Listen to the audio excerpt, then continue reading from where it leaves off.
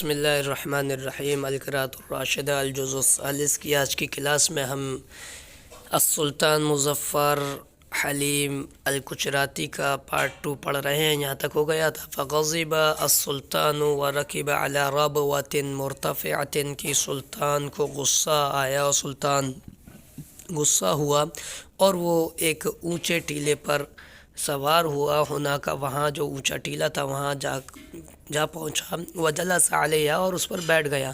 واما الامراء جہاں تک امیروں اور وزیروں کی بات ہے امراء کی بات ہے فکل منہم تو ان میں سے ہر ایک فی سلاحہ الکامل اپنے مکمل ہتھیاروں میں تھا. فی ظل علمہ بادشاہ کے جھنڈے کے سائے میں اور بادشاہ کے جھنڈے تلے. واقف کھڑا ہوا تھا تحت الربوۃ اس ٹیلے کے نیچے کھڑے ہوئے تھے یہ امراء. فطلب من بینہم عادل خان الفاروقی تو بادشاہ نے سلطان مظفر حلیم گجراتی نے طلب کیا ان کے درمیان سے عادل خان فاروقی کو صاحب برہان پور جو برہان پور کا والی اور گورنر اور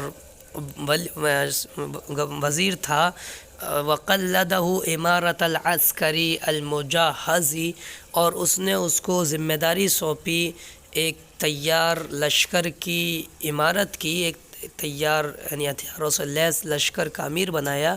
لحربی صاحب جتور کی جتور کے والی اور بادشاہ سے جنگ کے لیے اس کو ذمہ داری سونپی.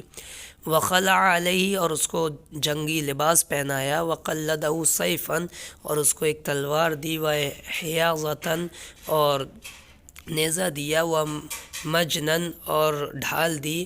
وتسعۃ من الخیل اور 9 گھوڑے دیے. وحلقۃ من الافیال اور ہاتھیوں کا ایک جھنڈ دیا.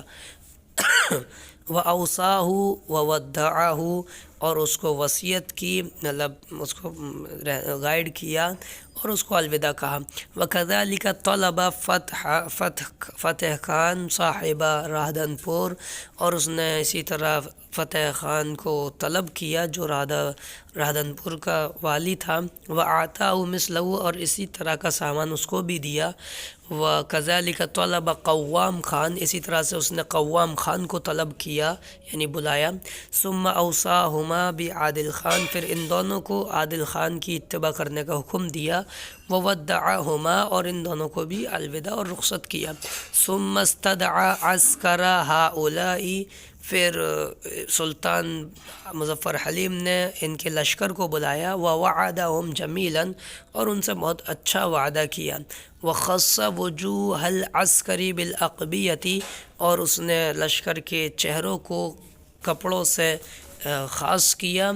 وامر بسائرہم بالتنبل اور ان تمام کو حکم دیا شان و شوکت کا علی عادتہم عادت الہندی پھر رخصت لہم یعنی مکمل شان و شوکت کے ساتھ نکلنے کا ان کو حکم دیا ہندوستان کی عادت کے مطابق.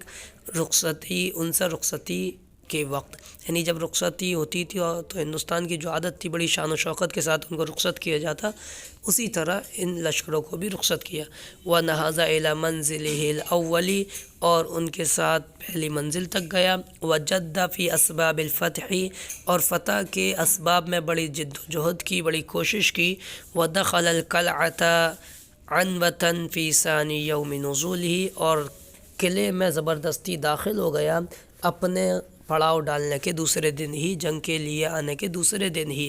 وَأَعْمَلَ السَّيْفَ فِيهِمْ اور ان میں زبردست تلوار کا عمل ان کو دکھایا ان میں کیا.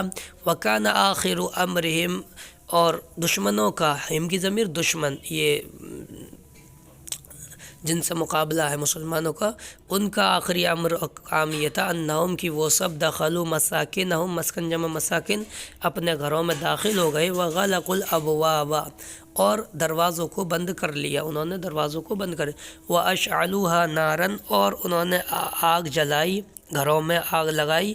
فاحترقوا اور خود بھی جل گئے. واہلیہم اور اپنے گھر والوں کو بھی ساتھ میں جلا لیا یعنی گھر والوں کے ساتھ خود جل گئے.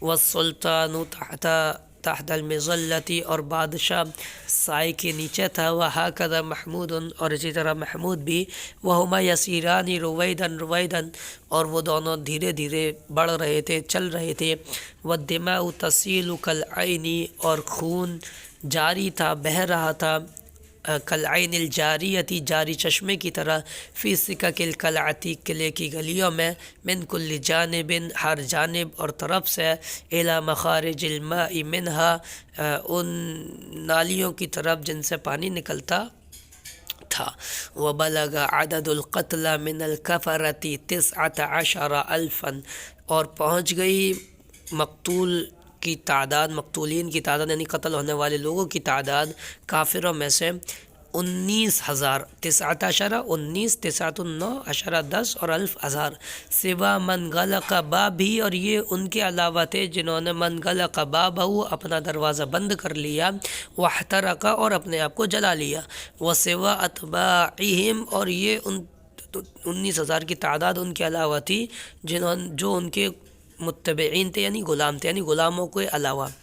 تو یہ آج کی ہماری عبارت تھی، انشاءاللہ آگے کی عبارت ہم آئندہ کی کلاس میں پڑھیں گے۔ السلام علیکم ورحمۃ اللہ وبرکاتہ۔